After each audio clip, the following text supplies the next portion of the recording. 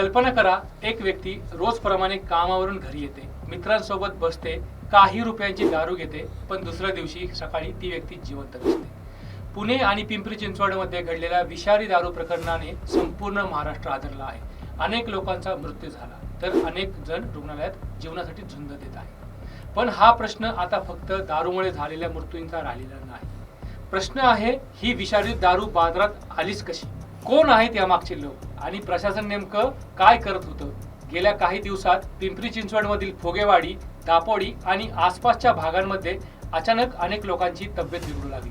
सुरुवातीला काहींना उलट्या, डोकेदुखी, चक्कर येणे यासारखी लक्षणे दिसली. काही तासांमध्ये परिस्थिती गंभीर बनली. अनेकांना दिसेनासं होऊ लागले, काहींना श्वास घेण्यास त्रास होऊ लागला आणि त्यानंतर मृत्यूची मालिका सुरू झाली. हॉस्पिटलमध्ये रुग्णांची गर्दी वाढू लागली आणि तपास सुरू झाला. प्राथमिक चौकशीत एक धक्कादायक गोष्ट समोर आली. मृत आणि आजारी पडलेल्या बहुतेक लोकांनी एका विशिष्ट ठिकाणाहून मिळालेली गावठी दारू प्यायल्याची माहिती समोर आली. आपण अनेकदा बातम्यांमध्ये विषारी दारू हा शब्द ऐकतो, पण नेमकं विषारी दारू म्हणजे काय? सामान्य दारूमध्ये इथेनॉल नावाचं अल्कोहोल असतं. हेच अल्कोहोल बियर, वाईन किंवा इतर मद्यांमध्ये असतं. पण काही बेकायदेशीर उत्पादक नफा वाढवण्यासाठी इथेनॉल ऐवजी मिथेनॉल वापरतात. मिथेनॉल हे औद्योगिक रसायन आहे. याचा वापर पेंट, केमिकल्स, सॉल्व्हेंट्स आणि उद्योगांमध्ये केला जातो.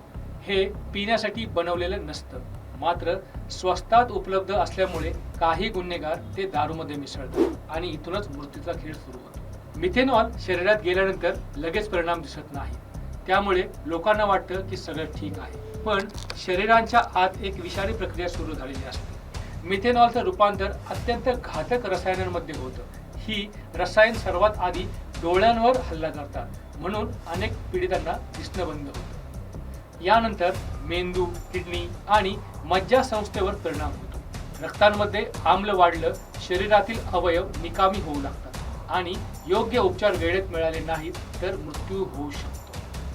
म्हणूनच मिथेनॉलला सायलेंट किलर म्हणजे शांतपणे जीव घेणारं विष मानलं जातं. आता सर्वात मोठा प्रश्न, ही दारू तयार होते कुठे? सामान्यतः बेकायदेशीर दारूचे अड्डे शहराच्या बाहेर किंवा झोपडपट्टी भागांमध्ये चालवले जातात. इथे कमी दर्जाचे पदार्थ वापरून दारू तयार केली जाते. काही वेळा त्यात मिथेनॉल मिसळलं जातं. त्यानंतर ही दारू स्थानिक एजंट मार्फत विकली जाते. ग्राहकांना ती अत्यंत स्वस्त मिळते. जेव्हा एखादी दारूची बाटली बाजारभावाच्या निम्म्या किमतीत मिळते, तेव्हा अनेक लोक त्याकडे आकर्षित होतात.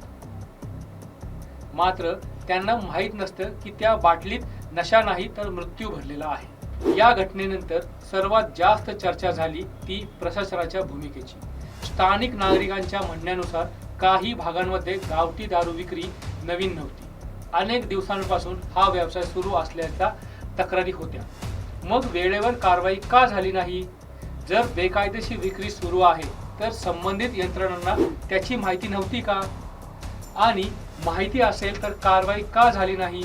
हे प्रश्न आता सामान्य नागरिक विचारत आहेत. याच कारणामुळे या प्रकरणाची चौकशी अधिक गंभीर बनली आहे. याआधीही देशातील अनेक राज्यांमध्ये विषारी दारूमुळे शेकडो लोकांचे मृत्यू झाले आहेत. प्रत्येक वेळी तपास होतो, अटक होते, मोठमोठी विधानं केली जातात, पण काही वर्षांनी पुन्हा अशीच घटना घडते. म्हणजे समस्या केवळ एका आरोपीची नाही तर संपूर्ण बेकायदेशीर साखळीची आहे. या घटनेत मृत्यू पावलेले लोक हे फक्त आकडे नाहीत, ते कोणाचे ना कोणाचे वडील, कोणाचे कोणाचे भाऊ किंवा कोणाचे तरी नातेसंबंधातले आहेत. एका चुकीच्या निर्णयाने किंवा काही गुन्हेगारांच्या लालसेमुळे अनेक कुटुंब उद्ध्वस्त झाली. या प्रकरणाचा तपास सुरू आहे. दोषींना शिक्षा होईलच अशी अपेक्षा आहे, पण त्याहून महत्त्वाचं म्हणजे अशा घटना पुन्हा होऊ नयेत यासाठी कायमस्वरूपी उपाय होणं गरजेचं आहे. तुमच्या मते या घटनेसाठी सर्वात जास्त जबाबदार कोण?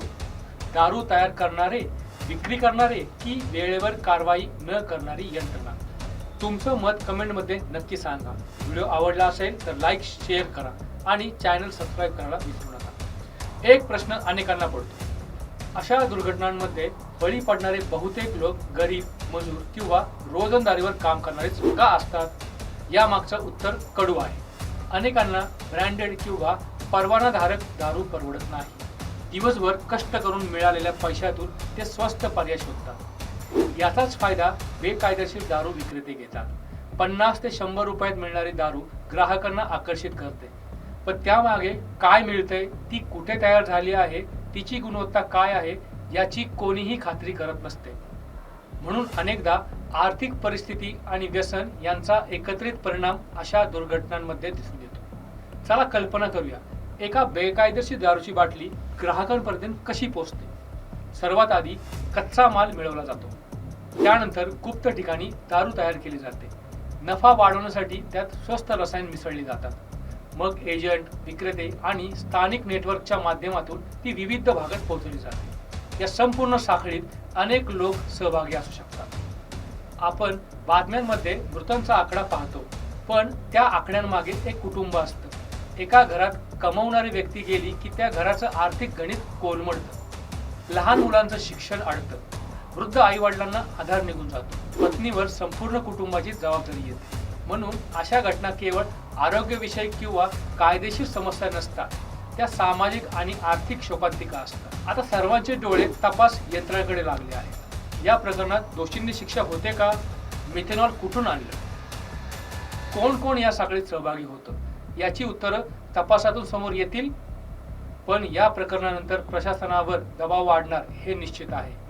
बेकायदेशीर दारू अड्ड्यांवर कारवाई, पुरवठा साखळीचा शोध आणि जबाबदार अधिकाऱ्यांची चौकशी अशा अनेक गोष्टी पुढील काळात घडू शकतात। विषारी दारूने जीव घेतले, पण खरं पाहिलं तर या मृत्यूंना जबाबदार फक्त ती बाटली नाही, जबाबदार आहे लालच, जबाबदार आहे बेकायदेशीर व्यवस्था आणि जबाबदार आहे ती निष्काळजीपणा। त्यामुळे अशा गोष्टी अनेकदा वेळेआधी थांबवल्या जात नाहीत। फुगेवाडीमध्ये गेलेले जीव परत येणार नाहीत, पण त्यांच्या मृत्यूमधून समाज आणि प्रशासनाने धडा घेतला तर कदाचित भविष्यात आणखी काही जीव वाचू शकतात।